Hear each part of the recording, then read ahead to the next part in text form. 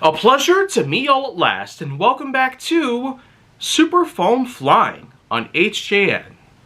And for today's review, it's time to bust out something that's a little bit different than others, because its sole purpose is in fact to launch missiles, and only missiles. This is the Elite Thunderblast, one of many 2015 creations that Hasbro has put together in a way to keep themselves up with the rise of their own competitors, including Buzzbee, Airzone, and many, many others that are still around to this day.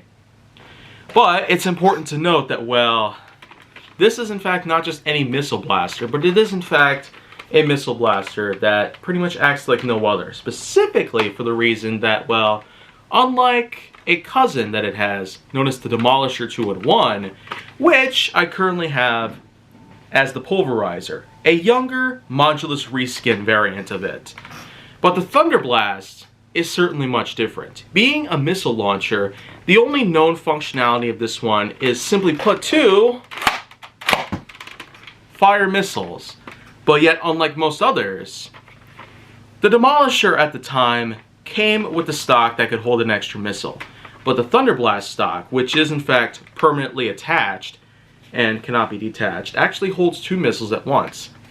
There's one missile that I have with me right now, and there's a space for another, which will make it 3 in total. So that's pretty much one pro that I can at least identify about this one. Another thing would probably be the ergonomics. It's got itself some pretty good grip onto it. But I feel like that one thing out there should be that, well, it has this, first of all. Unless, of course, you're more entitled to the usage of the Demolisher's typical, wow, upwards facing sort of thing. This sort of grip or this sort of grip, that's probably why that it's like this. The front itself can move forward and backward as a way to help build up air pressure, which will send the missile flying through the air. That's probably the reason why they have this. Either you want to grip onto it like this, or you maybe want to grip it onto like this. But either way, it sure is a pretty unique sort of blaster by any means.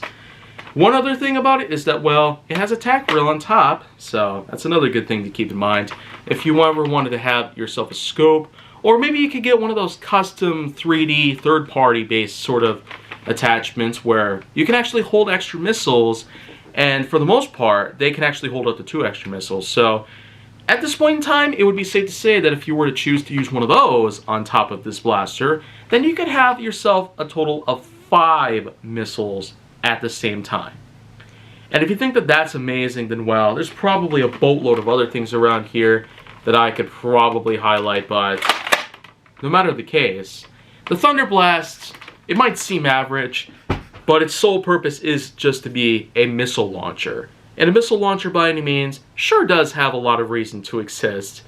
But the thing is that if you remember from when I've talked about other blasters out there, like the Modulus Crash Course, which is the missile blaster stock attachment that comes with the Novatron, for example. When I've talked about that a while ago, and I mean a while ago, then you probably would know that it also was like this. So the Thunderblast, though, pretty much came out the year before then, in 2015. And the Novatron itself, with its 2 attachments, came out in 2016, a full year later. So when you really get down to it, the Thunderblast may not be very much. But as a missile blaster, if you're a fan of those kind of blasters, then well, you could use that. But if you're wanting to use it as a way of having multiple blaster systems into one unique combo, then get yourself the Pulverizer, if you can.